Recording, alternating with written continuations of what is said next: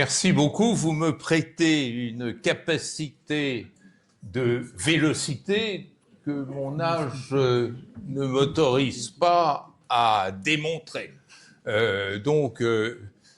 Veillez à avoir une approche plus prudente de ce qui va se passer. Alors, je suis très heureux, ravi d'être ici dans cette belle ville de Toulouse et dans ce Sciences Po Toulouse. Je remercie monsieur le directeur de nous faire l'honneur de sa présence et je vois des regards amis et complices dans la salle et ça va me stimuler parce que il m'est arrivé une mésaventure un peu proche de celle de monsieur Bayrou. J'ai un déficit de voix et mon problème est que je ne pile pas en haute. Je commence donc, vous ne souhaitez pas. On m'a demandé de parler de la fin d'un monde. Et je crois qu'il y a tout dans cette phrase. Et je le dis de manière d'autant plus flatteuse que ce n'est pas moi qui l'ai forgée. Il faut, mesdames et messieurs, comprendre que nous sommes en train de changer de monde et que le grand problème auquel nous sommes confrontés... Attendez, je laisse peut-être... J'arrive pas à parler en chœur, moi, vous savez. Le grand problème auquel on est confronté est que nous vivons à cheval sur deux mondes.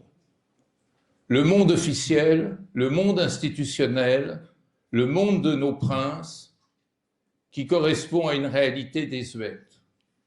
Et un nouveau monde qui vient de la profondeur des sociétés, qui vient de la révolution de la technologie, qui vient de cette extraordinaire accélération de la communication. Et ce monde, il est porté par les piétons de la mondialité que nous sommes toutes et que nous sommes tous. Mais ces deux mondes ne se comprennent pas. Il y en a un qui est en avance, mais qui ne tient pas les leviers entre ses mains. Il y en a un qui est anachronique et en retard, mais qui contrôle l'essentiel des ressources. Vous imaginez le hiatus. Et quand on parle de relations internationales, on a les vieux mots à la bouche. Stratégie, géopolitique, souveraineté, territoire, frontières, grandeur, puissance, rang, guerre. Mais on oublie que les vrais enjeux sont ailleurs. Ils s'appellent bien commun de l'humanité, ils s'appellent souffrance sociale, ils s'appellent solidarité, empathie. Eh bien, c'est cette dualité, en même temps porteuse de danger et d'espoir, que je voudrais vous présenter. Bon, c'est bon maintenant ? Je n'ai pas fait. Voilà, bon. Qu'est-ce que c'est que les relations internationales ? Les relations internationales ont été inventées en Europe à la Renaissance. Et pourquoi en Europe à la Renaissance ? Eh bien parce que à la Renaissance, en Europe, est apparu ce phénomène nouveau qui va dominer la pensée et l'action politique qu'est l'État-nation. Ces États-nations vont se former sur la décomposition de la société féodale, son impuissance, son inefficacité. Et ces États-nations vont revendiquer comme marque un certain nombre de concepts qui continuent à irriguer notre pensée et notre action. Il s'agit État, souveraineté, compétition, rivalité, guerre. Vous avez remarqué que je n'ai pas dit paix. Du jour où les États-nations se sont construits, la paix a été reléguée au second plan. Le grand malheur de notre histoire, mesdames et messieurs, c'est que notre pensée politique moderne n'a jamais cherché à définir la paix. La paix a toujours été définie uniquement comme la non-guerre, comme l'absence de guerre. Et effectivement, on vous parle de l'avant-guerre, de l'après-guerre, de l'entre-deux-guerres. Vous avez déjà entendu qu'on vous parle de l'avant-paix, de l'après-paix ou de l'entre-deux-paix. Si vous dites l'entre-deux-paix, ça paraît même grossier. Et donc, il y a là quelque chose de terrible, qui est de penser que notre système international s'est constitué non pas à partir de l'idée de paix, mais à partir de l'idée de guerre. Et le couple qui s'est formé à la Renaissance, État et guerre, a été un couple fécond. La guerre a enrichi l'État, a alimenté l'État. Grâce à la guerre, l'État a pu lever l'impôt. Grâce à la guerre, l'État a pu se doter d'une bureaucratie. Grâce à la guerre, l'État a pu se doter d'une armée permanente qui va être un véritable socle de son pouvoir. Grâce à la guerre, l'État a pu contrôler et mobiliser la population. Grâce à la guerre, les princes ont pu augmenter, accroître, développer leur territoire, leurs ressources, leur influence, leur domination. Et donc, le grand sociologue états-unien, hélas décédé aujourd'hui, Charles Tilly, avait une formule remarquable et fondatrice: state-making, war-making, war-making, state-making. Ce lien étroit qu'il y a depuis la Renaissance entre la guerre et l'État. Alors, bien sûr, je ne vous dis pas que la guerre n'existait pas avant l'État et avant la Renaissance, ce serait absurde. Mais ce type de collusion, ce type de connivence entre l'État et la guerre est un phénomène unique. C'est un phénomène unique qui va marquer notre histoire européenne, devenue à la fin du XIXe siècle notre histoire euro-américaine. Et effectivement, ça fait mal de dire ça à 18h15, mais la guerre a été très fonctionnelle dans notre histoire. Elle a permis de dessiner les contours de l'Europe, de fabriquer cette géopolitique, terme hideux, de l'Europe.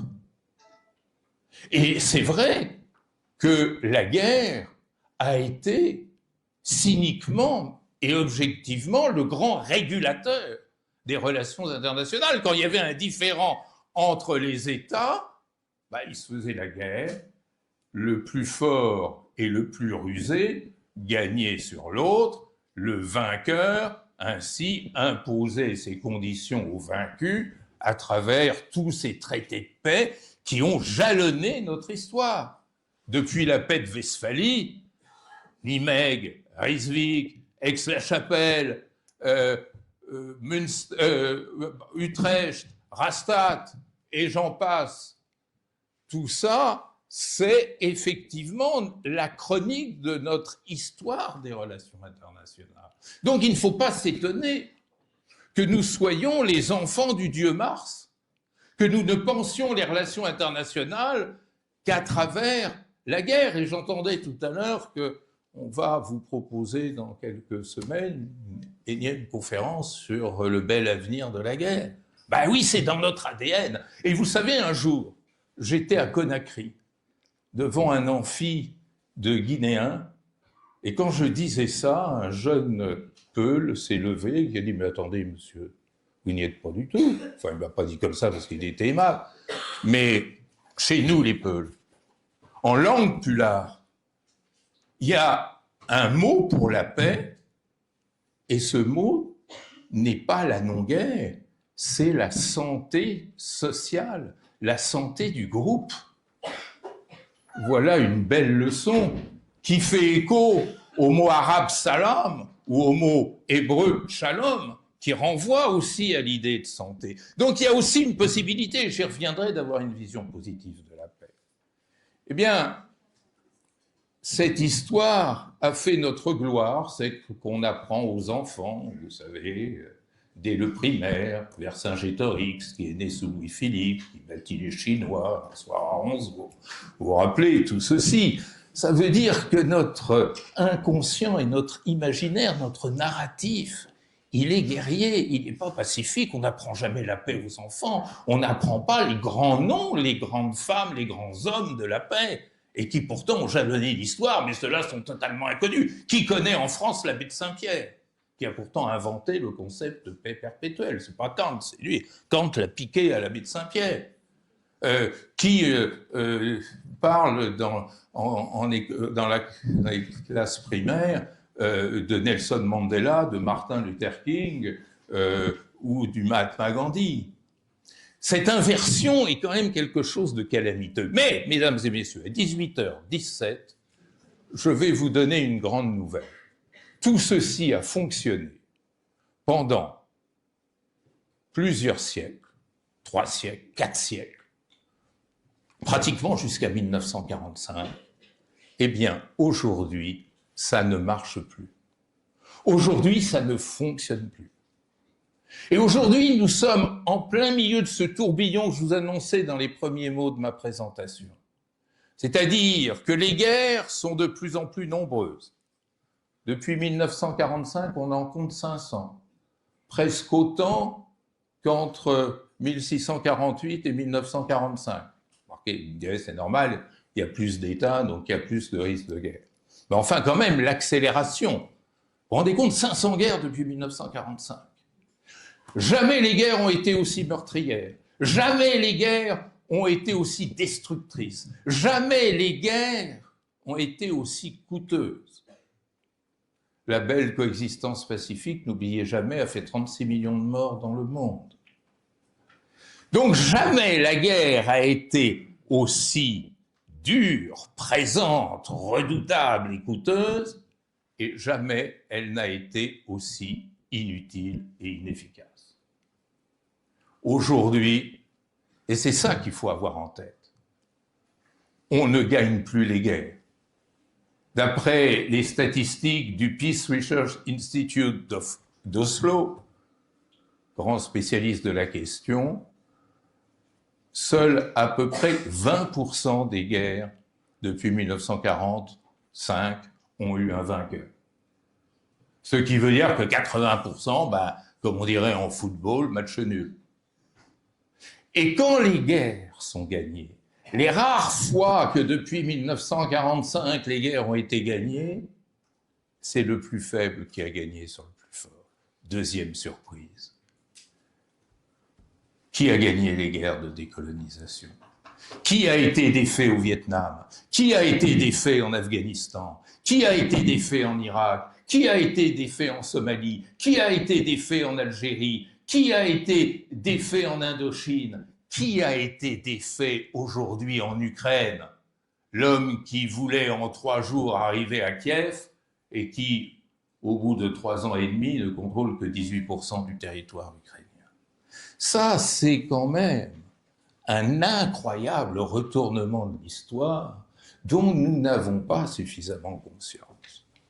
C'est-à-dire qu'aujourd'hui, pire que ça, le grand prêtre de la guerre, de la fonctionnalité, de la centralité de la guerre, l'officier prussien Karl von Clausewitz, vous avez tous bien entendu parler de la guerre de Clausewitz.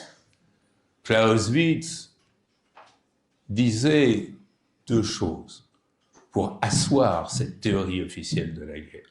Il disait, premièrement, la guerre, c'est la réalisation d'objectifs politiques. Première surprise, mesdames et messieurs, les guerres n'ont plus d'objectifs politiques. Quel était l'objectif politique de la France dans la guerre au Sahel? Quel était l'objectif politique des États-Unis dans la guerre du Vietnam? Quel était l'objectif de M. George W. Bush en Irak? Et les officiers sont les premiers à vous le dire, mais comment voulez-vous qu'on gagne des guerres dont on ne sait même pas à quoi elles servent? Et puis, l'autre idée dominante de Clausewitz, c'était de dire ces guerres, elles ont un tournant, un point nodal, c'est la bataille décisive. est-ce qu'aujourd'hui, dans les guerres, il y a encore une bataille décisive? Où est passée la bataille de la Marne?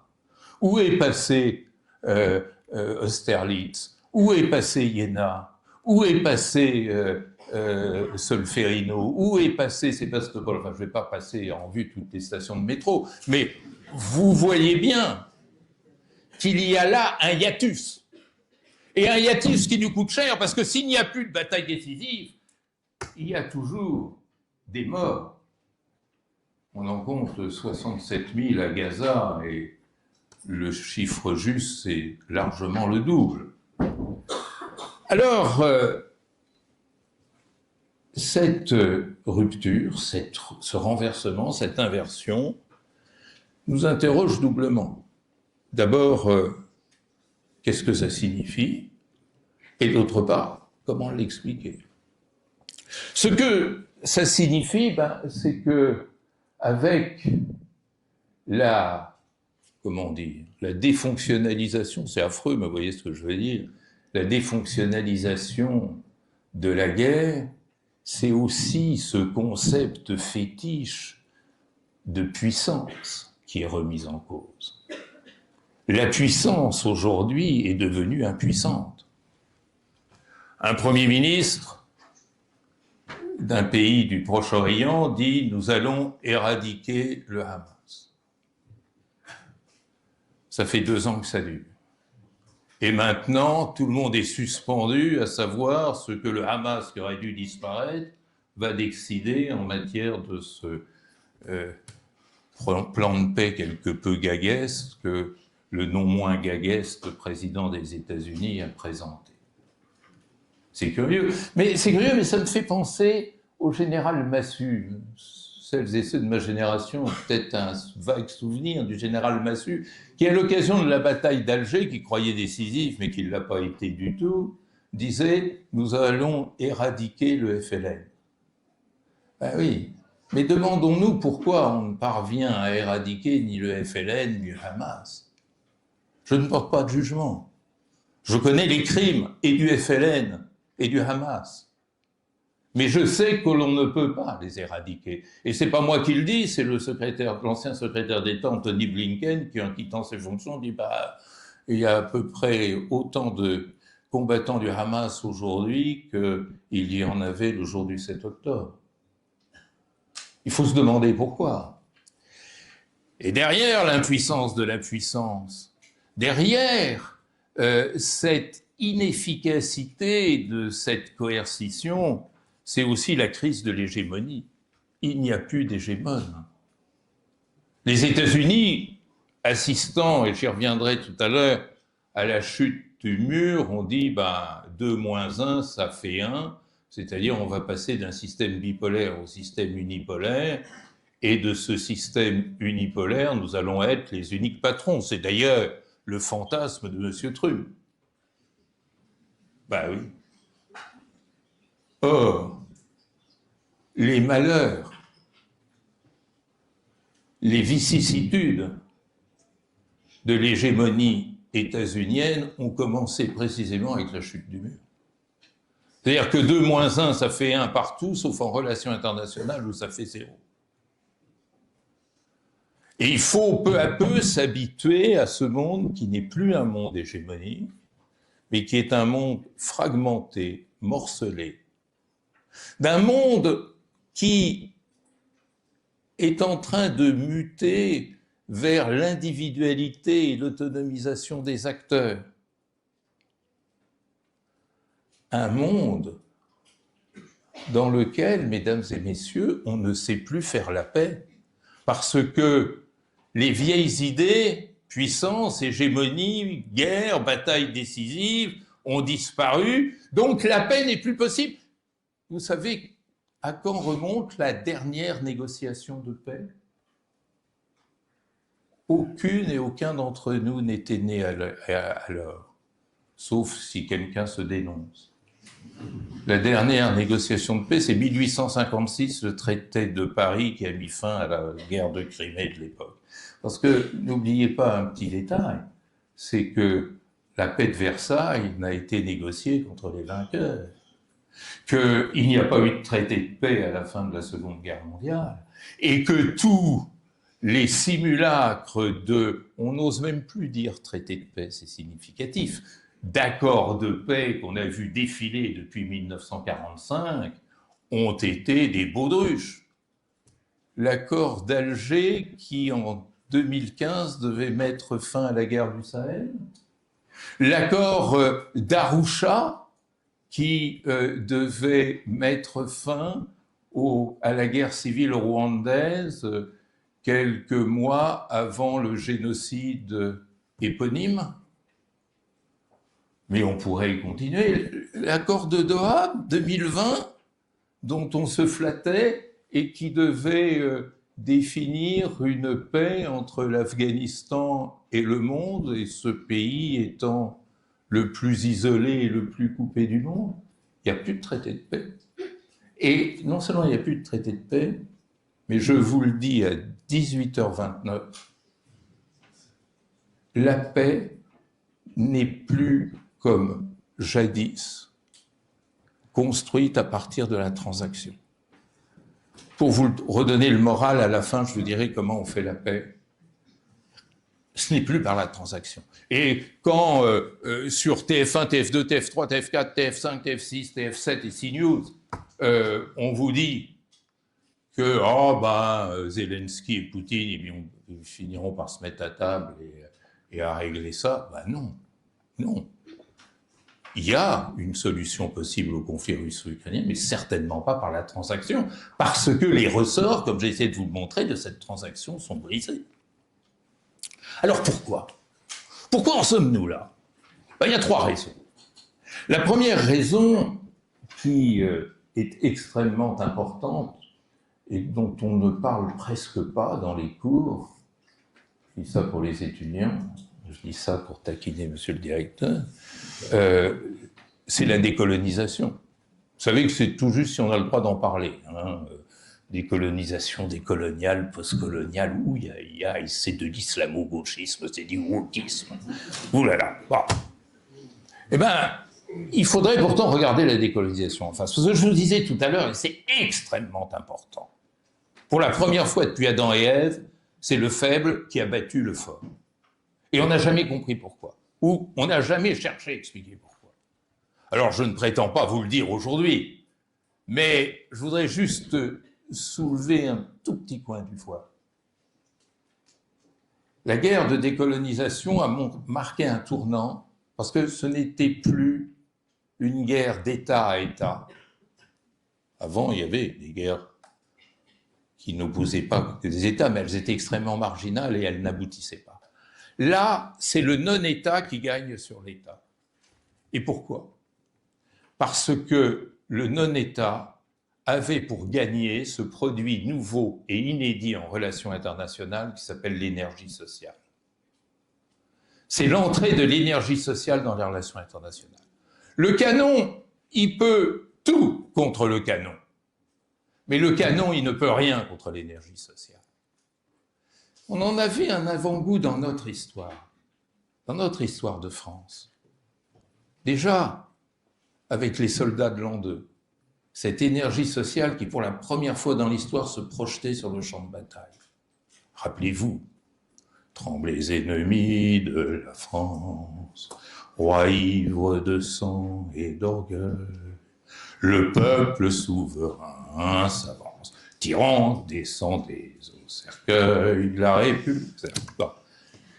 C'est extraordinaire le chant du départ, parce qu'il va déjà détourner la guerre de sa cible ordinaire. Ce n'est pas l'autre État qui est visé désormais, c'est la tyrannie.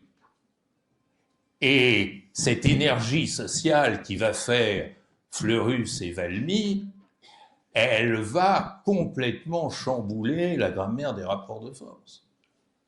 Et puis ça va être muselé très vite, muselé par le nationalisme et le patriotisme qui va réaligner l'énergie sociale sur l'État, muselé par le Congrès de Vienne, muselé par le concert des puissances, on n'en parlera plus. Ça va revenir avec la résistance en France. C'était de l'énergie sociale face au canon. Mais c'est surtout les guerres de décolonisation qui ont libéré cette énergie sociale et contre laquelle plus personne ne peut rien. Et derrière cette énergie sociale, il y a, plusieurs étudiants me posaient la question sur cette énigme qu'était la sociologie des relations internationales, eh bien, il y a la nécessité maintenant de prendre en compte, à 18h33, l'appropriation sociale des relations internationales. Que vous voyez courir aujourd'hui autour de la cause palestinienne, les diplomaties européennes, mais pas seulement occidentales, allons jusqu'à la Russie, cultivant une froide indifférence devant le génocide à Gaza, mais l'opinion publique ne laissant pas passer. Les étudiants dans leur campus ne laissant pas passer. Et Dieu sait si la mobilisation dans les campus universitaires a profondément changé le cours des choses au Proche-Orient et dans le monde. Mais il y a aussi le renversement de l'opinion publique internationale, il y a toutes ces manifestations. Ces manifestations, je voudrais insister là-dessus, parce que ça c'est vraiment nouveau, qui viennent cristalliser une internationale de la souffrance. Cette internationale de la souffrance, elle fait face au vieux schéma étatique conservateur. J'ai toujours en mémoire ce petit cortège de gilets jaunes qui passait boulevard de Grenelle à Paris alors que je prenais un café avec ma femme un samedi après-midi. Et au milieu de ce petit cortège, j'ai vu une femme très modeste, ça se voyait dans ses vêtements, dans son port, qui avait un drapeau palestinien. Alors mon sang n'a fait qu'un tour. J'ai laissé tomber ma femme, ma monnaie, mon café, et je me suis précipité sur cette dame avec une telle vélocité qu'elle a eu peur et qu'elle croyait que j'allais l'agresser. « Qu'est-ce que tu veux, toi, mec ?» Non, je vous aime, madame, mais je voudrais vous comprendre. Pourquoi vous avez un drapeau palestinien ? Et elle m'a fait cette réponse qui vaut 3 traités de sociologie et que j'enseigne toujours à mes étudiants. Ah ben, vous savez, monsieur, de ce qu'on m'en a dit, ces gens-là, ils sont comme nous, ils souffrent. Ça, c'est le grand miracle de l'appropriation sociale des relations internationales. C'est cette prise en charge des relations internationales à travers ce que le grand Victor Hugo aurait appelé la sympathie des âmes. C'est-à-dire cette commune appartenance à la souffrance humaine. Et contre ça, les chars de M. Poutine, les chars de M. Netanyahou ou les délires de M. Trump ne peuvent rien. Ne peuvent rien. Et il faut comprendre cette mutation. De même qu'il faut comprendre que derrière la décolonisation, on est passé très vite d'un monde monoculturel, je vous ai parlé du monde euro-américain, les relations internationales, c'était le monde euro-américain, c'est-à-dire même culture, pratiquement même langue, même histoire commune, à un monde pluriculturel. Et un monde pluriculturel, faites bien attention à cela, c'est un monde dans lequel chaque être humain ne met pas le même sens derrière les mêmes mots et derrière les mêmes événements. Je vous le disais tout à l'heure, paix n'a pas le même sens à Conakry et à Paris. Mais je pourrais continuer, nation, territoire, souveraineté, est-ce que ça a le même sens ?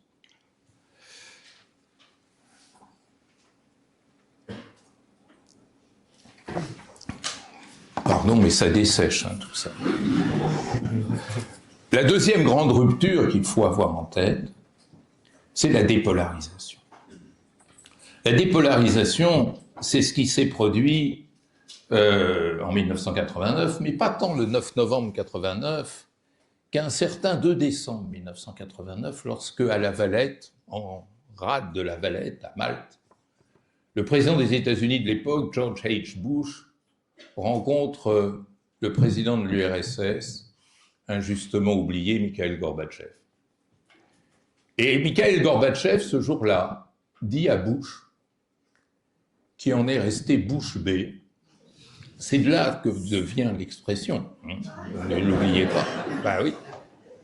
Il lui a dit, l'URSS n'est plus intéressée à la compétition avec l'Occident.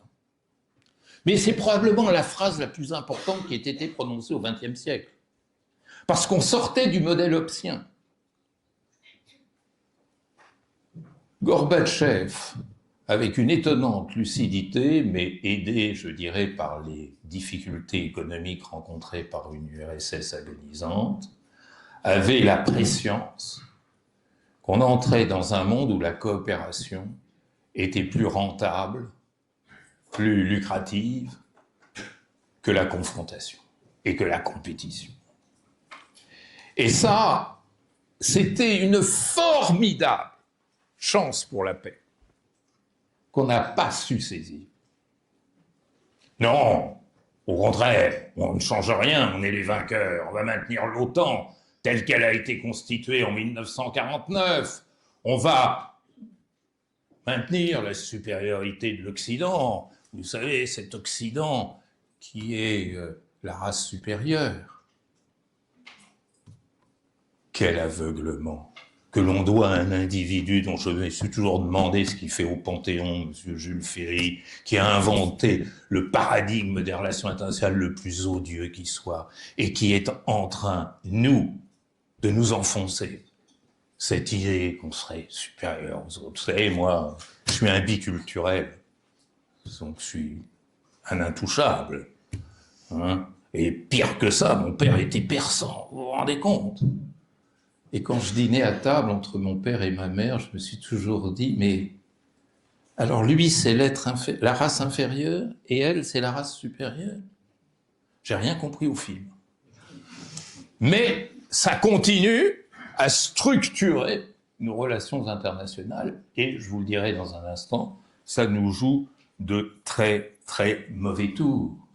Parce que, crispés que nous sommes sur cette supériorité de l'homme occidental, je ne dis même pas de l'homme et de la femme occidentale, parce que pour les Occidentaux, il y a que des hommes, vraiment.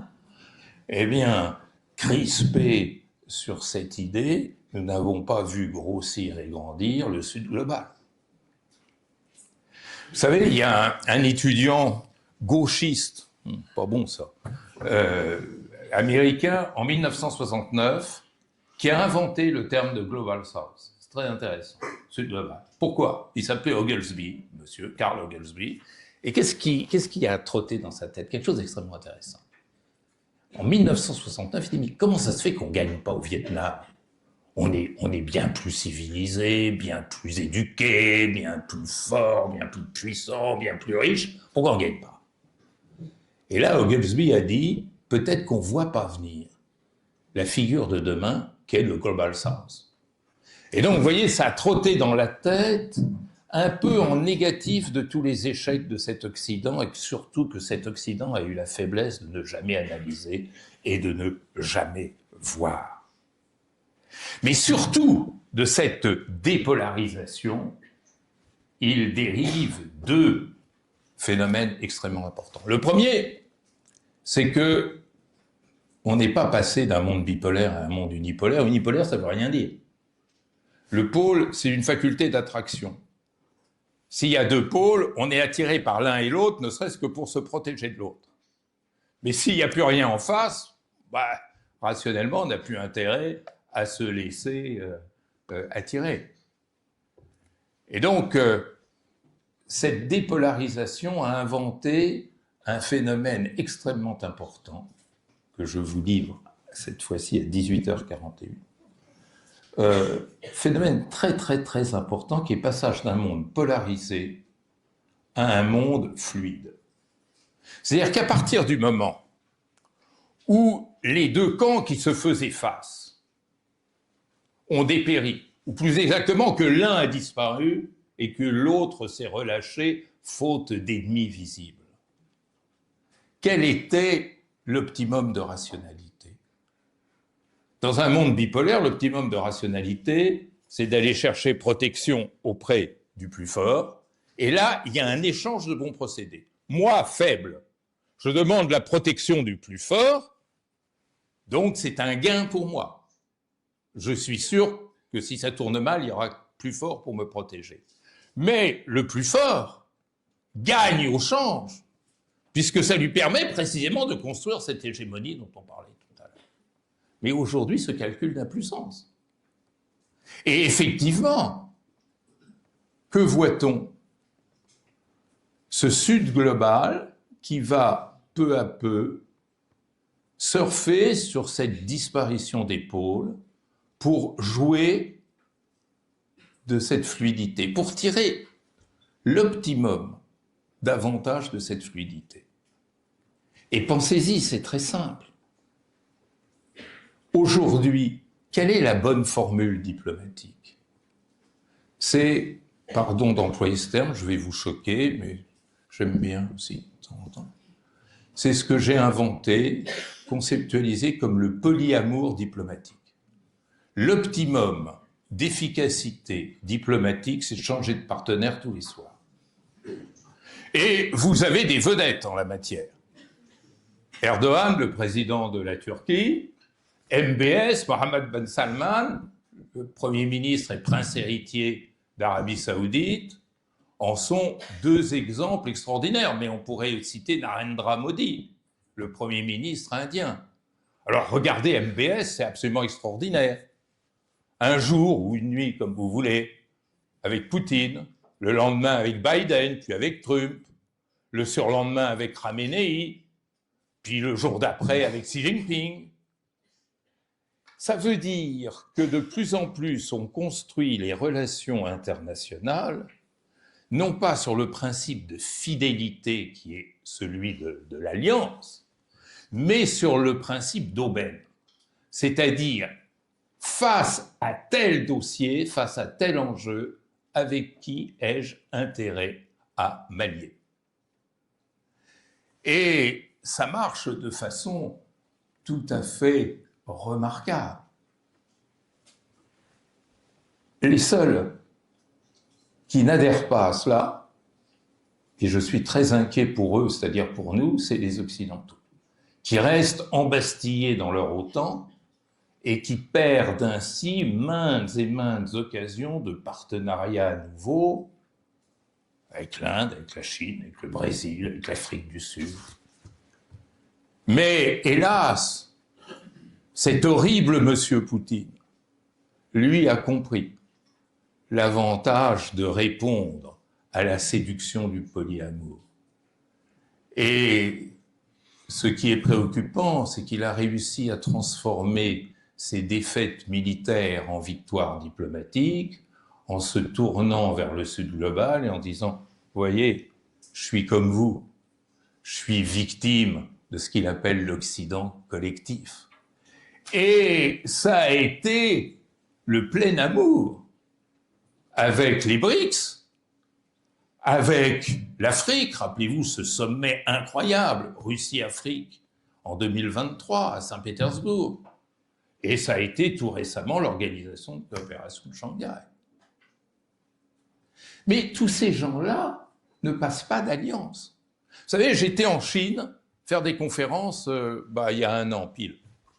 Et j'ai posé à mes amis collègues chinois, tout à fait remarquable, hein, l'école des relations internationales en Chine est absolument remarquable, je ne dirais pas autant de la Russie, mais en Chine, absolument remarquable.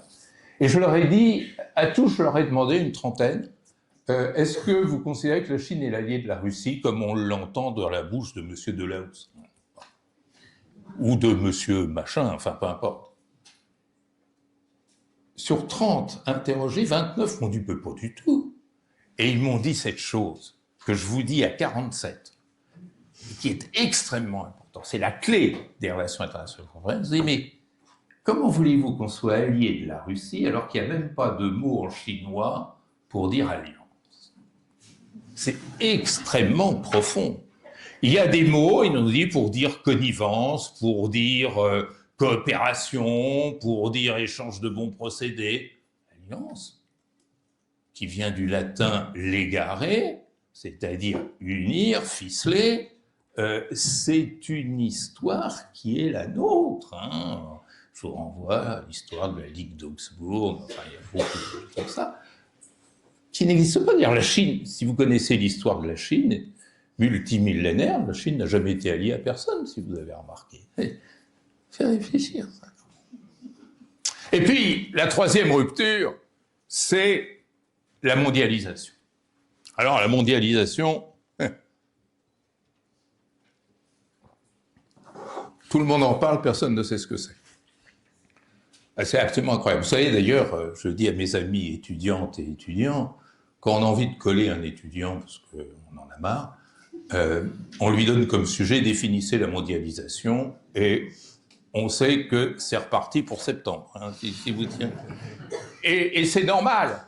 C'est normal parce que la communauté scientifique n'a jamais su définir sérieusement ce qu'est la mondialisation. Simplement, on sait ce qu'elle n'est pas.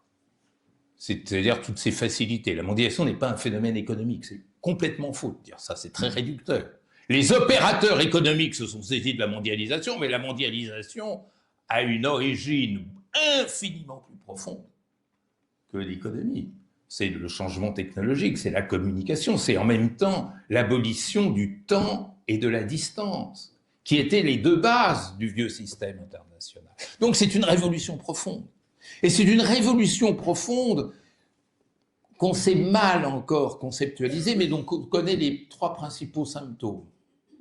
Inclusion, interdépendance, mobilité.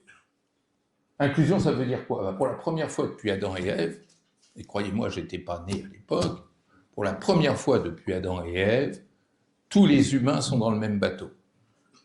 Ça veut dire qu'appartiennent au même système international des Centrafricains dont le PIB par an et par habitant est de $600 et des Luxembourgeois dont le PIB par an et par habitant est de $120 000.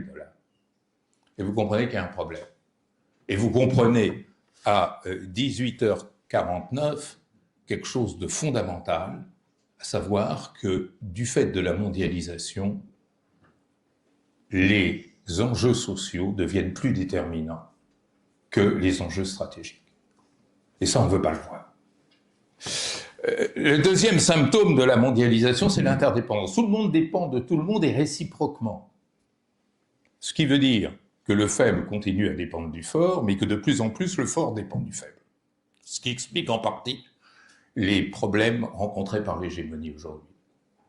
Le fort a besoin du faible en matière énergétique, pour s'alimenter en matière première, pour des raisons sanitaires, pour des raisons climatiques, pour des raisons démographiques. Et on pourrait ainsi continuer et longtemps à énumérer tous les pièges de l'interdépendance.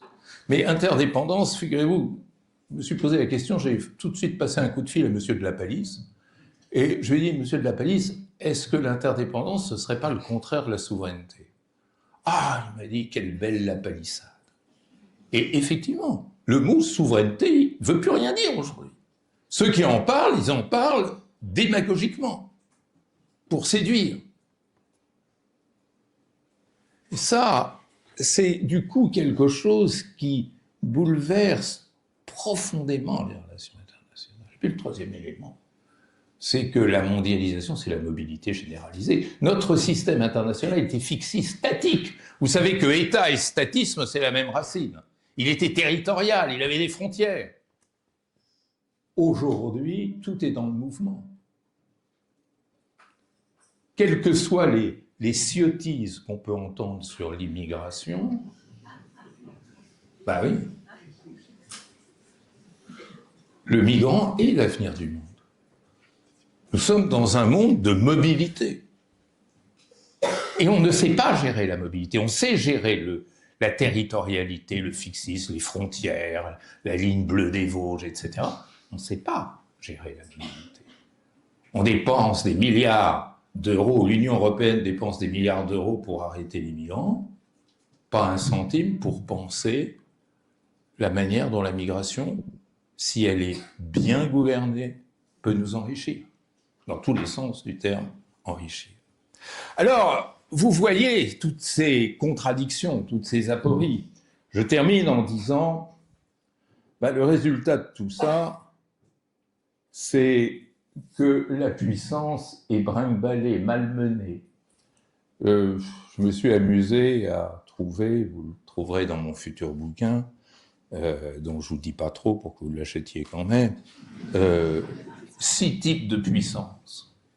Vous avez la puissance blessée, c'est-à-dire celui qui était l'hégémone et qui ne l'est plus. C'est Poutine, c'est la Russie. Poutine, qui est le vrai inventeur de la formule « Make Russia Great Again », qui explique parfaitement toutes les guerres en chaîne. Tchétchénie, Géorgie, Syrie, Crimée, Donbass, Ukraine. Vous avez la puissance, alors c'est presque pareil, mais un tantinet différent.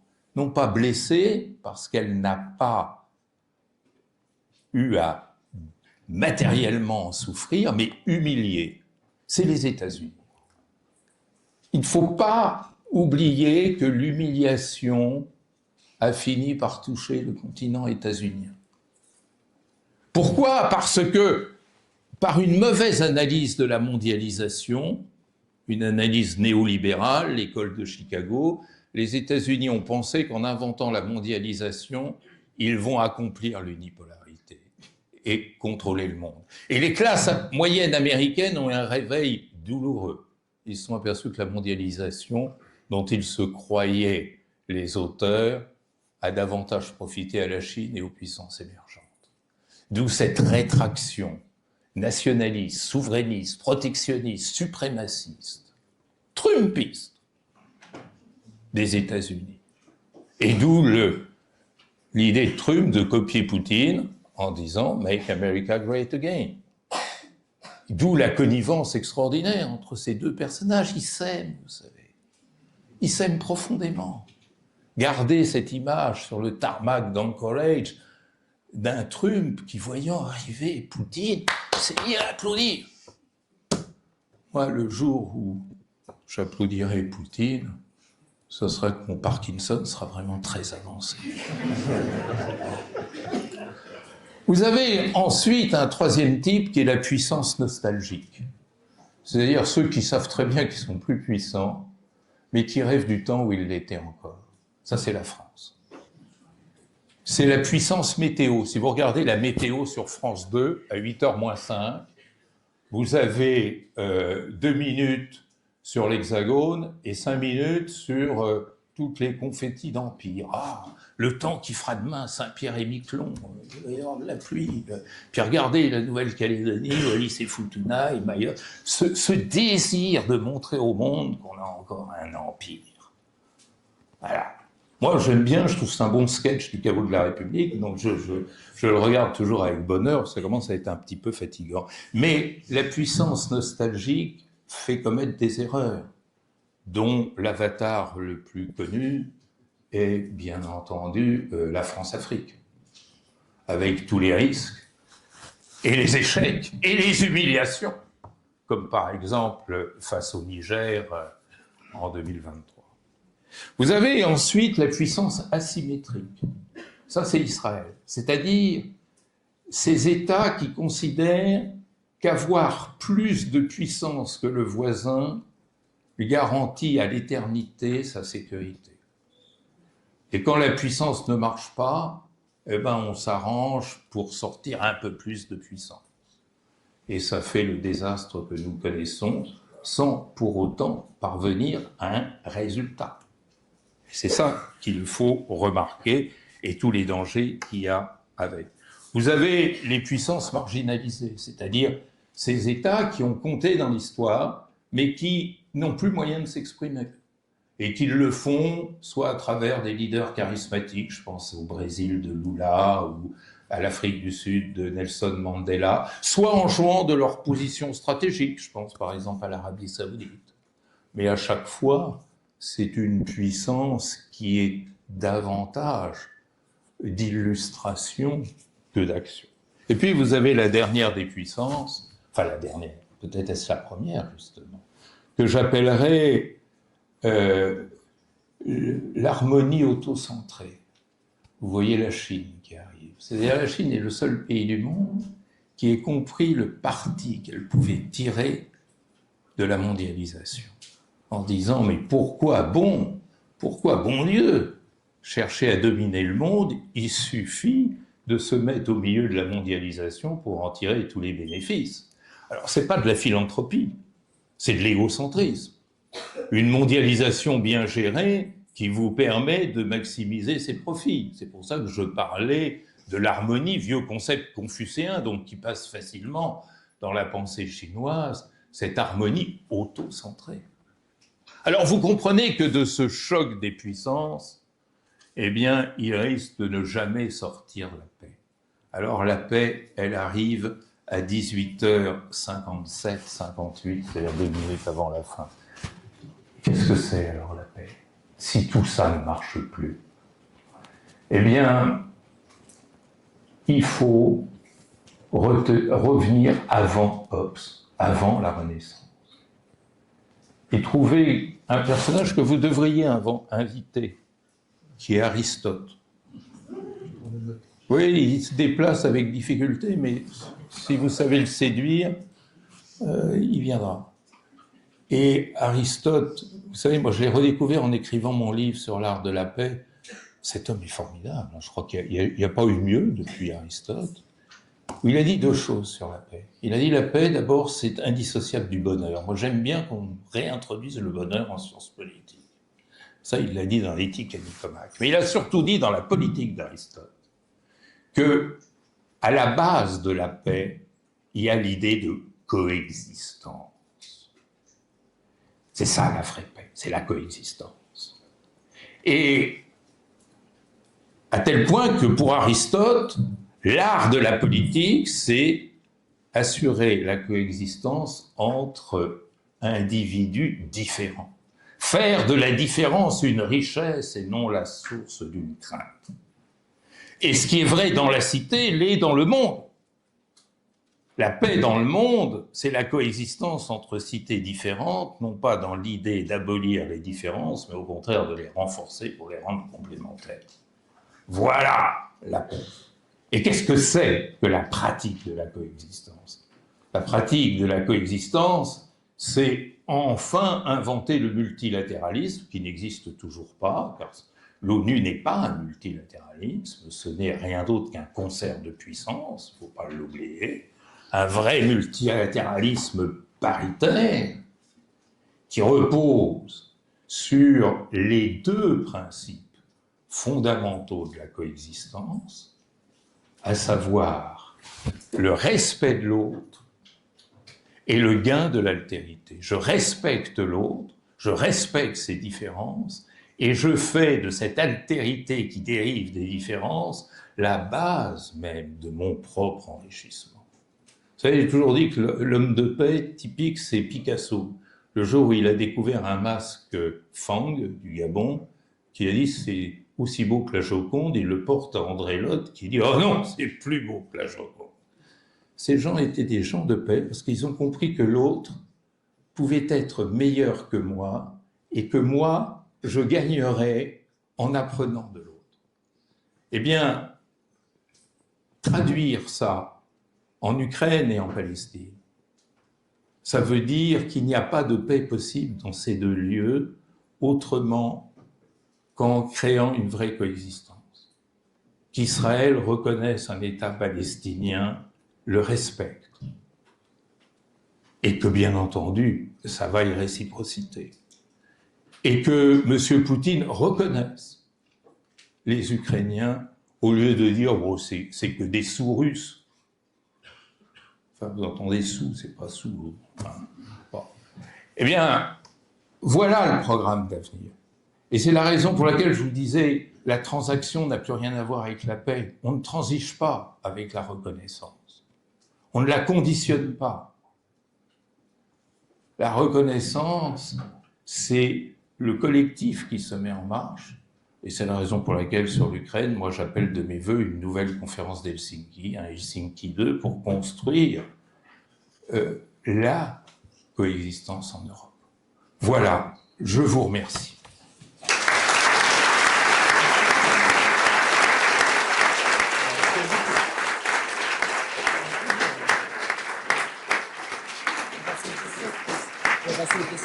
Oui, mais...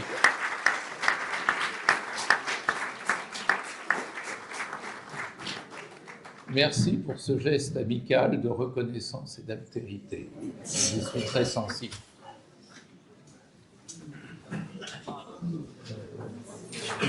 On va faire passer un micro dans la salle. N'hésitez pas si vous avez des questions.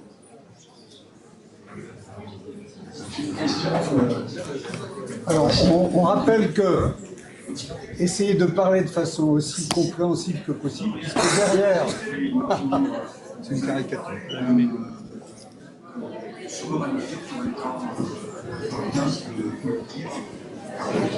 Non, c'est pas allumé. Ah, ça y est. Voilà. Oui. Essayez de parler aussi clairement que possible, puisque tous les interventions de la salle ou de M. Batti vont être transcrites. Donc, soulagez le rôle du transcripteur. Et surtout, ne soyez pas trop long, trop bavard. Laissez de la place pour tout le monde. Et on a choisi délibérément de partager la salle entre les étudiants et ceux qui ne sont plus étudiants. On a aussi la salle numéro 2 où ils peuvent aussi poser des questions. Alors, n'hésitez pas, la salle numéro 2. Et on ne les voit pas. Non. Oui, en l'occurrence, il y a une question dans la salle numéro 2. Qui parle? Bonsoir. Salle numéro 2, vous m'entendez? Oui. Oui, oui, on vous entend, mais on ne vous voit pas. Oui. Alors, je peux vous voir grâce à l'écran. Et je vous ai très bien entendu. Aussi, vous avez parlé du concept politique de souveraineté comme étant un fantasme qui n'a pas de réalité possible. Mais derrière ça, il y a quand même le pouvoir, la souveraineté ou la démocratie, c'est bien le pouvoir au peuple. Alors comment les peuples ou un peuple mondialisé, l'humanité, on va dire, parce que je pense que le concept de mondialisation, l'humanité a à peu près la même date de naissance, vers le 16e, 17e siècle, donc le siècle des Lumières. Là, on s'aperçoit que bon, il y a des humains un peu partout dans le monde, et que ce n'est pas forcément des animaux. Et donc, est-ce qu'il y aurait une solution à trouver pour que cette humanité locale et autochtone, Trump, les autochtones européens, et nous, l'humanité mondiale, puisse retrouver une représentation démocratique à ce niveau ensemble mondialisé?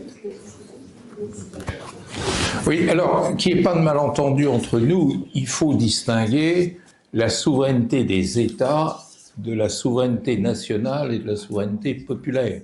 Je n'ai pas parlé de la souveraineté nationale et de la souveraineté populaire, c'est-à-dire de l'exercice, effectivement, de la démocratie.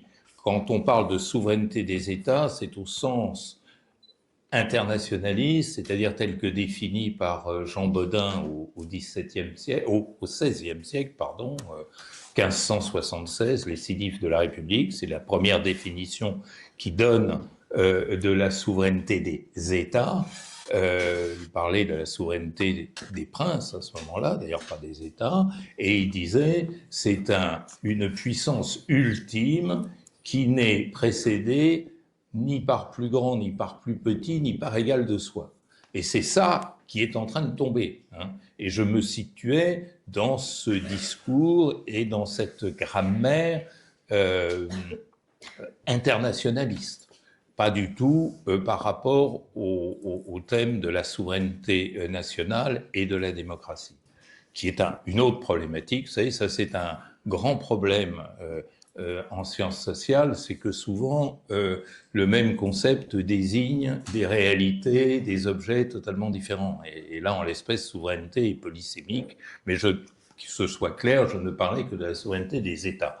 Deuxièmement, la mondialisation, telle que là aussi les sciences sociales la conceptualisent, avec plus ou moins de bonheur, d'ambiguïté et d'approximation, c'est ce que je disais, c'est un phénomène qui est né à la fin, dans le dernier quart du XXe siècle, c'est-à-dire qui a été enclenché par la révolution des communications, par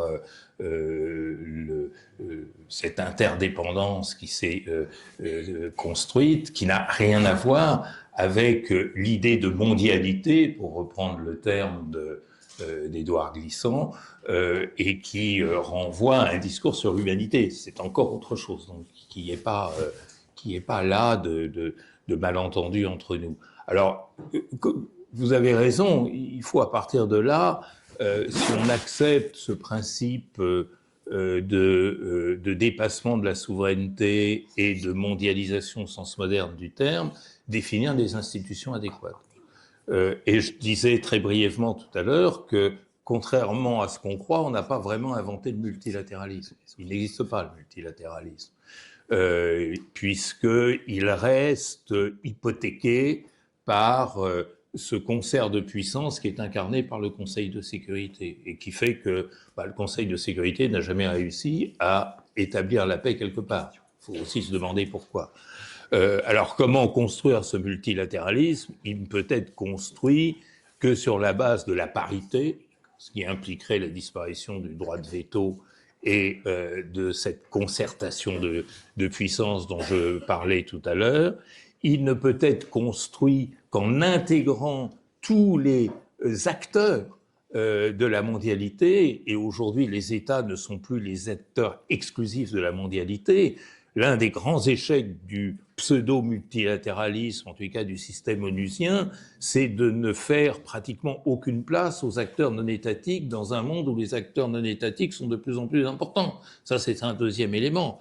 Le troisième élément, et ça, c'est peut-être heureusement davantage en marche, c'est de tenir compte de la dimension sociale du monde.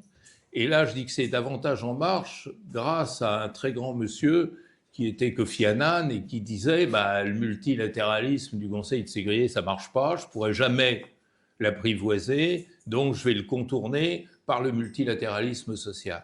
Et s'appuyant sur de très honorables agences onusiennes, le Programme alimentaire mondial, l'OMS, le PNUD, le Haut Commissariat aux réfugiés, l'UNICEF, l'UNESCO, il a peu à peu introduit l'idée de sécurité humaine, ça c'est le grand rapport du PNUD qui date de 1994, et surtout la notion d'objectifs millénaires pour le développement qu'il a mis en place en l'an 2000, c'est pour ça que c'était des objectifs millénaires de développement, prolongés en quelques années plus tard par Ban Ki-moon avec les ODD, les objectifs pour le développement durable. Alors ça, c'est ce qui nous rassure, c'est-à-dire il y a un multilatéralisme social qui est en marche et qui respecte l'humanité et qui a fait que la variole a été éradiquée en Afrique, ce qui est quand même une victoire formidable, que la malnutrition n'a pas diminué en nombre mais en proportion, puisque alors que la population mondiale a doublé en 50 ans, le nombre des mal nourris est resté stable, ce qui est déjà une grande victoire, qui a valu au PAM, au Programme alimentaire mondial, d'avoir le prix Nobel de la paix il y a quelques années, et c'était parfaitement mérité. Et d'une façon générale, tout ça nous amène à penser la sécurité globale. C'est-à-dire, comme je le disais au début de mon exposé, une sécurité qui fait passer l'intérêt global, l'intérêt général de l'humanité avant les intérêts nationaux. Mais là, on voit qu'à nouveau, les États bloquent.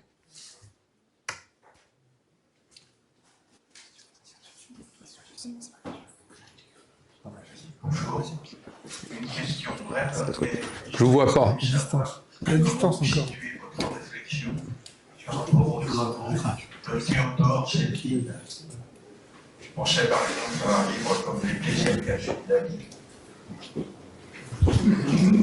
Oui, enfin moi j'ai eu la chance de connaître Théodore Zeldin, le rencontrer plusieurs fois à Oxford, et c'est pas exactement le même projet.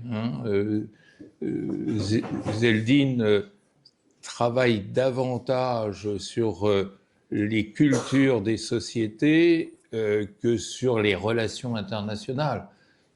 Son travail est infiniment respectable, il est totalement reconnu, mais il ne se situe pas du tout dans la veine des relations internationales.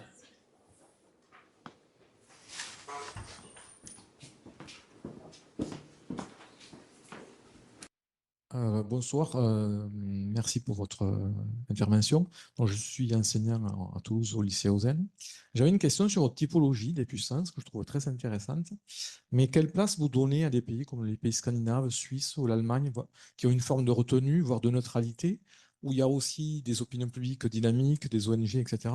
Quelle place vous leur donnez dans cette typologie future ou déjà en cours? Alors, merci beaucoup, monsieur, pour cette question, parce que elle est pertinente, et si je me mets à tousser, c'est parce que elle met en difficulté ce qui n'était pas une typologie que je proposais, mais c'était plutôt une énumération. Mais vous avez tout à fait raison de mettre en évidence le cas allemand. Je le rapprocherai peut-être pas du cas suisse, qui est quand même très différent du cas allemand, mais je le rapprocherai en revanche du cas japonais, et peut-être sud-coréen aussi. C'est-à-dire, j'appellerais, s'il fallait que je continue à étiqueter, la puissance renoncée. C'est-à-dire, ces pays défaits, battus, Japon et Allemagne, à l'issue de la Seconde Guerre mondiale, n'avaient plus le droit à la puissance. C'est-à-dire, on leur a interdit, juste après la guerre, de se remilitariser, et on a fait en sorte qu'ils ne rêvent plus de puissance. Et on comprend très bien cette attitude qui était partagée par l'oncle Joe et par Roosevelt, vu la crainte et l'horreur qu'avait inspiré le nazisme en Allemagne, mais même aussi l'ultranationalisme japonais. Et du coup, ils ont fait quelque chose que je crois formidable. Ils se sont dit, on n'a aucun avenir dans le marché de la puissance, puisqu'on ne nous laissera pas faire, et puis de toute façon, on a suffisamment mal fait pour ne pas tenter de recommencer. Et on va jouer effectivement la modestie. Et d'ailleurs, ce n'est pas moi qui invente l'adjectif. Le ministre des Affaires étrangères d'Allemagne de l'époque, nous sommes au début des années 2000, M. Westerwelle, qui était, je crois, un libéral, un FDP, et son homologue japonais, M. Okeda, ont signé ensemble un article fameux qui s'appelle « Pour une diplomatie modeste ». Et je trouve que c'était une prescience extraordinaire. L'un et l'autre ont compris comment on pouvait, par la modestie, dans un système mondialisé, tirer davantage de profit que de l'usage ostentatoire de la puissance.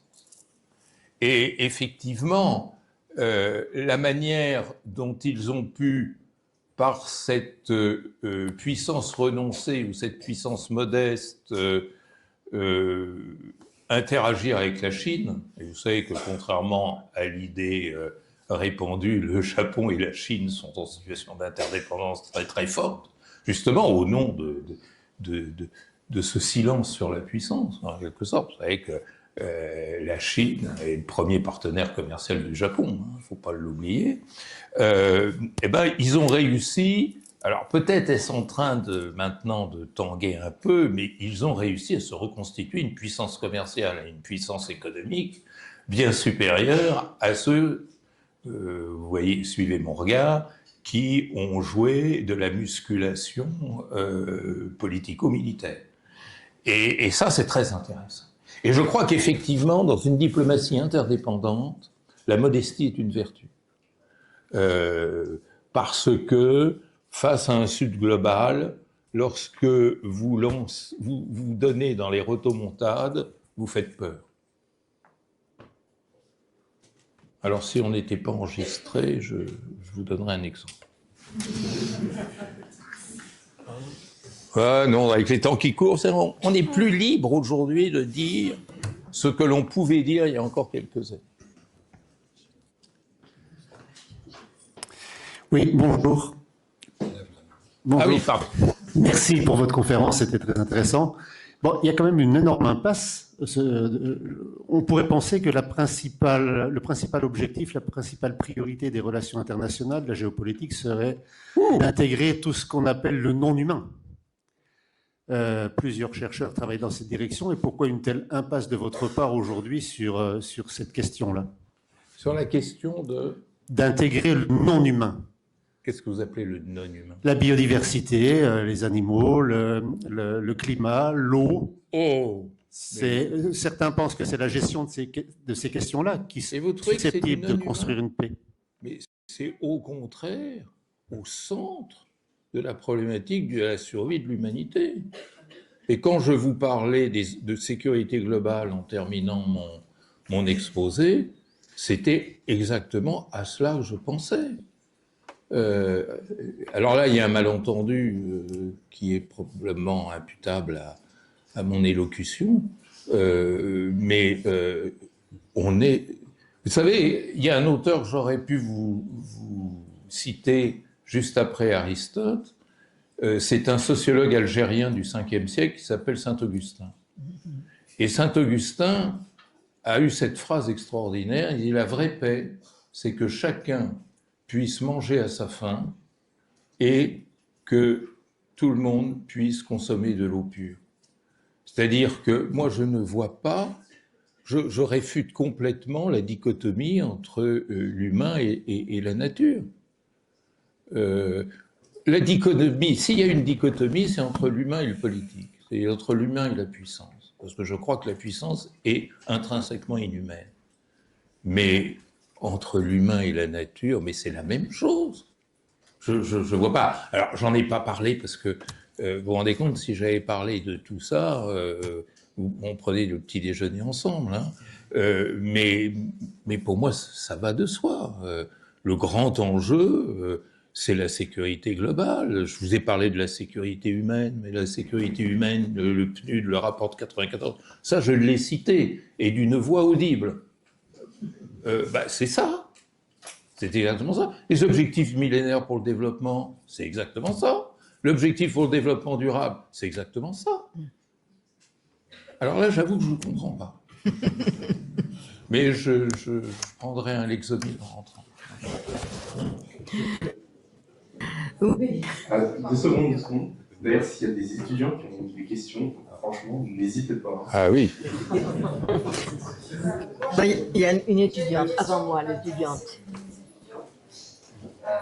L'étudiante avant moi. Je voudrais savoir comment vous pensez qu'il pourra émerger des responsables politiques capables d'accompagner les acteurs non étatiques dont vous parlez et étatiques, avec la dimension sociale.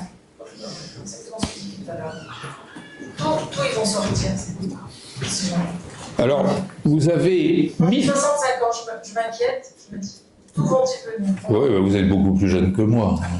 Mais ce que je veux dire, bon. je dis que les gens vont habitués, mais tout vont sortir ceux qui vont être capables de prendre conscience de ça. Donc vous situez non, mais... les États et le fait que ça viendra des États.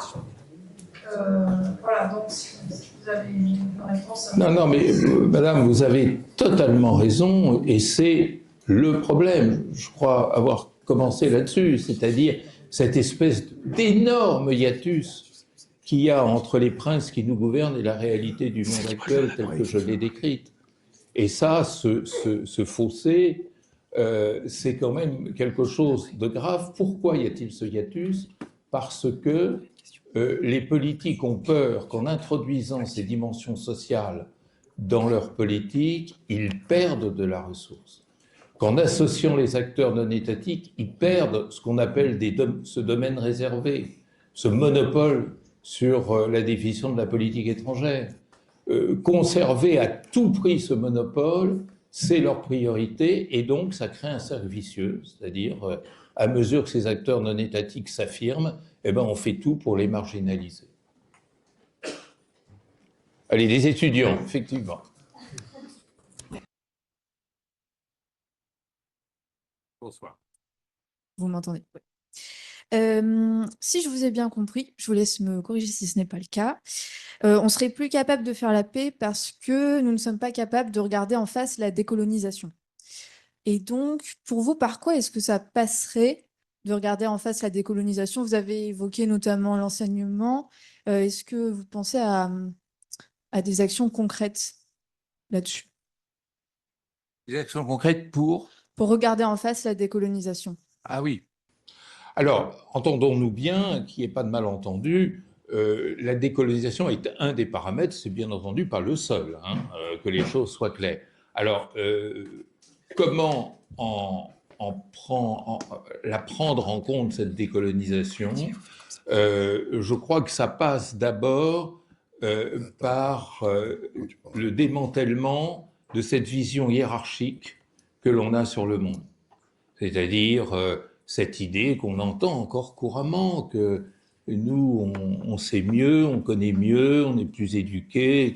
Tout ça, ça remonte, je le dis pour mes amis étudiants, à cette école de droit international du 19e siècle, où vous retrouviez notamment Blumschild, Johann Blumschild, mais aussi Pasquale Fiore, qui expliquait que si l'Occident a inventé le droit international, c'est parce que l'Occident est plus civilisé que les autres, et donc que les autres doivent s'aligner sur ce droit international. Bon, c'était caricatural, mais ça a marché. Il faut rompre avec ça, il faut construire l'altérité comme paramètre des relations internationales. Alors vous allez me dire, c'est des phrases très belles, mais qui n'ont pas de réalité pratique. Si on veut passer à la pratique, et vous avez raison de le suggérer, eh ben, il faut effectivement transformer le multilatéralisme. C'est quand même un grand paradoxe de penser que le système onusien a été créé en 1945 par 51 membres fondateurs, il y en a maintenant 193. Et que c'est la décolonisation, pas totalement, mais c'est presque exclusivement la décolonisation qui explique ce passage de 51 à 193. Et qu'est-ce qu'on a changé au système onusien en passant de 51 à 193 ?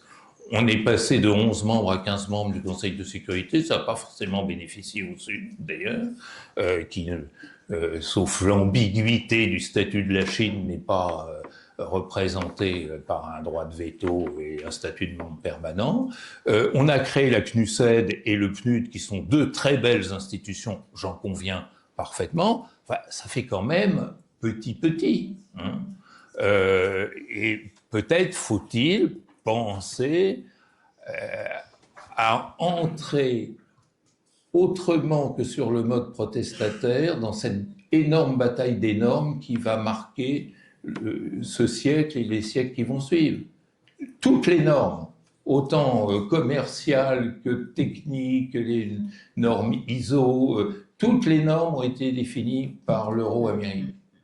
Il est peut-être temps de donner aux autres la possibilité de participer à cette division des normes. Voilà, enfin, il y aurait beaucoup encore à dire, vous avez raison de poser cette question. On va peut-être encore 5 minutes. On avait prévu jusqu'à 20. À 20 20 quoi? À 20 heures. Ouais. Moi, j'ai 10 ans de plus que la dame qui m'a interrogé tout à l'heure. Hein. Donc, si en plus il y a des signatures. Oui. Comme j'ai une dernière question, il n'y a pas de problème. Du coup, une dernière question. Oui. Alors, laissez-moi marcher ça. J'aimerais bien des questions d'étudiants, effectivement. Ah bon, alors je suis plus étudiante. Ah bah vous êtes étudiante, madame. Non, je suis plus étudiante. Mais non, vous avez... j'ai peut-être pas bien entendu, mais pas évoqué la construction européenne comme une construction quand même de relations entre États qui voulait créer un espace de paix. Voilà. Alors effectivement, on sait bien toutes les difficultés de cette construction. On sait bien aussi que les États continuent de jouer un grand rôle et qu'il est très difficile de passer au-dessus des structures étatiques. Mais j'aimerais bien savoir ce que vous en pensez et le rôle que peut jouer cette construction européenne dans le panorama que vous nous avez dressé. Alors, vous avez 1000 fois raison et je vous en remercie de poser cette question parce qu'elle permet aussi de lever une ambiguïté. Moi, je suis un européaniste convaincu. Je pense que l'intégration européenne a constitué un pas de géant dans l'histoire de l'humanité, incontestablement. Tout ce qui va dans le sens de l'intégration est bon à prendre. C'est absolument évident. D'ailleurs, il suffit de regarder les motivations de ceux qui la combattent pour comprendre à quel point il est important de la soutenir. Ceci étant, il ne faut jamais oublier dans quelle ambiance et dans quelle culture de la paix l'Europe a été construite au lendemain de la guerre. Elle a été construite explicitement en visant deux objectifs, qui étaient pas de troisième guerre mondiale en Europe, et d'autre part, reconstruire des économies complètement exsangues. Vous connaissez cette fameuse phrase du général de Gaulle qui disait le charbon anglais plus le charbon français, ça suffira pas à reconstruire l'Europe, on a besoin du charbon allemand. Et le général de Gaulle a été infiniment plus lucide que Clémenceau, c'est-à-dire au lieu de se faire plaisir en excluant, marginalisant, ostracisant, c'est le mot que je cherchais, l'Allemagne, mieux vaut l'intégrer. Mais tout ça est très positif. Seulement, ça, c'est la vieille culture de la paix. C'est-à-dire pour moi, et ça me permet de rebondir sur l'une d'entre vous, je ne sais plus qui a employé cette formule qui m'a un peu fait tressaillir, on ne fait pas la paix, on est la paix. Et faire la paix, ça veut dire encore qu'inconsciemment, on considère que la paix est une rustine de la guerre. Non, la paix, c'est bien plus haut que la guerre. Si on se limite à penser la paix comme moyen d'interrompre la guerre, on fait des cessez-le-feu qui préparent la guerre suivante. Et ça, l'Europe n'a pas su prendre ce tournant, je dirais, pardon, la formule est un peu vulgaire, de la rustine à l'invention, c'est-à-dire inventer un monde de paix. Et ce qui me fait très peur dans l'Europe actuelle, c'est qu'elle oublie deux paramètres de la paix. D'abord, le paramètre solidariste. On n'arrive pas à passer de l'Europe associative à l'Europe solidaire. Et ça, c'est extrêmement dangereux. C'est dangereux même pour l'avenir des Européens. Et puis, l'Europe, mais ça, qu'est-ce que vous voulez, c'est la faute de 4 siècles d'histoire, est incapable de penser son rapport à la mondialité. Incapable. C'est-à-dire l'autre n'existe pas. L'entre-soi européen, c'est une toxine violente. Et déjà, dans les rapports à la Russie, c'est pas clair. Vous savez, ça, l'histoire nous apprend qu'on n'a jamais su si la Russie était dans l'Europe ou pas. Mais au-delà de ça, cette ignorance de l'autre, de ce Sud global, cette incapacité de se définir, et puis, je dirais, cette incapacité de s'arracher au parapluie américain.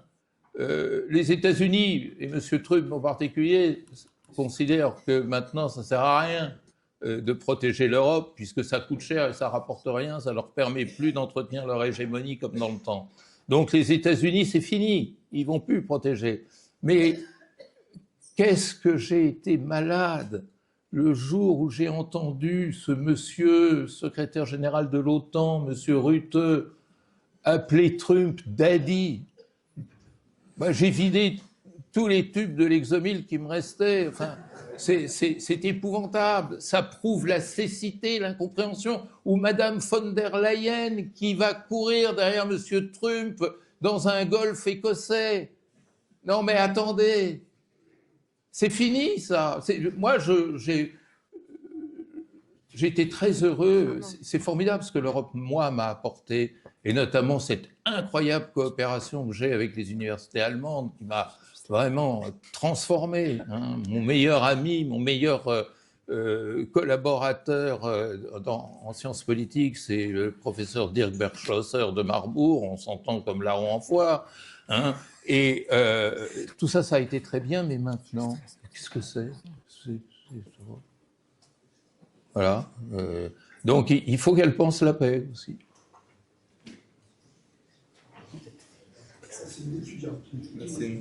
Alors, la dernière question. Bonsoir. Bonsoir. Du coup, J'ai une question parce que je suis en 4e année ici à Sciences Po Toulouse et en ce moment je travaille dessus et du coup je voulais savoir votre avis sur est-ce que pour vous la Russie c'est encore une puissance faible ou une puissance pauvre comme certains auteurs ont pu le dire Ah oui, vous voulez que je vous fasse votre exposé? Alors, première partie, certes, c'est une puissance. Deuxième partie, non, c'est plus une puissance. Hein, voilà, un bon plan. Bon,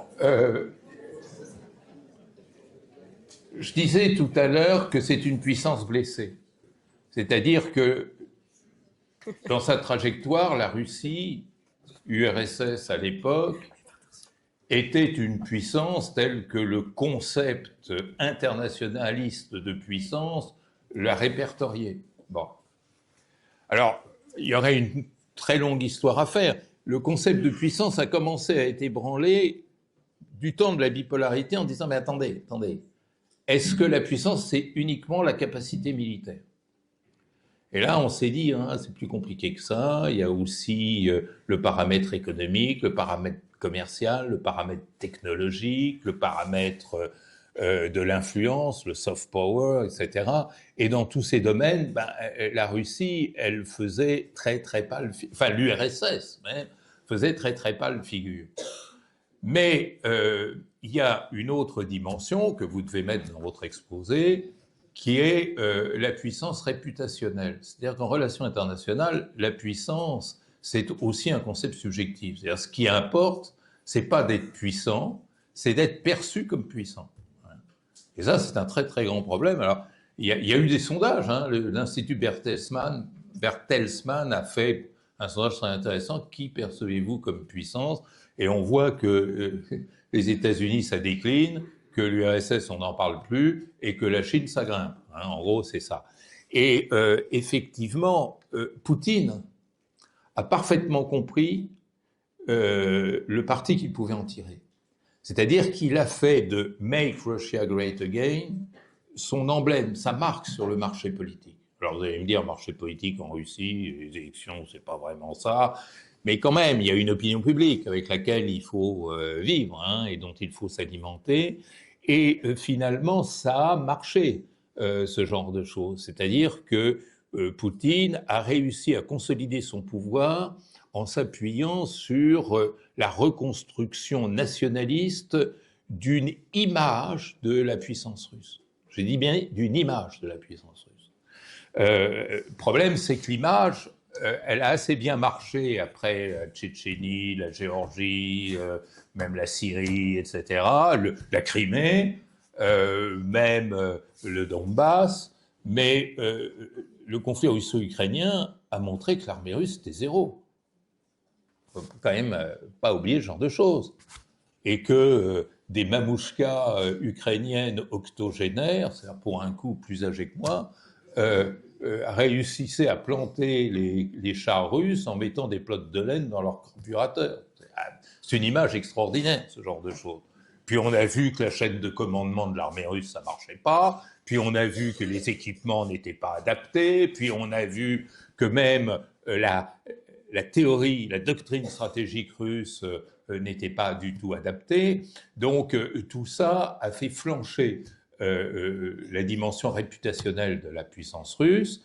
Des gens l'avaient vu venir, ça. Hein. Obama, dès 2014, disait « Bon, la Russie, c'est qu'une puissance régionale. » C'est pas mal que vous mettiez cette citation dans votre dissert. Hein. C'est une puissance régionale, ce qui a rendu furieux Poutine, qui a dit il va voir si je suis une puissance régionale, et on en est là aujourd'hui. Et c'est dramatique, parce que Poutine n'est pas tout à fait un imbécile, il a compris qu'il avait raté dans son expédition militaire, qu'il avait échoué, dans son expédition militaire en Ukraine, mais il a compris que s'il avouait son échec et qu'il arrêtait la guerre, là, il authentifiait, et pour longtemps, la disparition de la puissance russe. Donc, on est face à un homme qui comprend qu'il a perdu la guerre, qu'il a intérêt à l'arrêter, parce que ça coûte très cher, et puis ça crée des tensions sociales très fortes. Mais si il l'arrête, ce qui serait rationnel, il perdrait ce qu'il recherchait, c'est-à-dire la démonstration de sa puissance. Et donc, ça, c'est très inquiétant. Hein. Moi, je ne suis pas très rassuré. Alors quand on a vu l'autre clown applaudir sur le tarmac d'Anchorage, bah, qu'est-ce que vous voulez, là, où on se flingue, hein, où on se marre. Hein,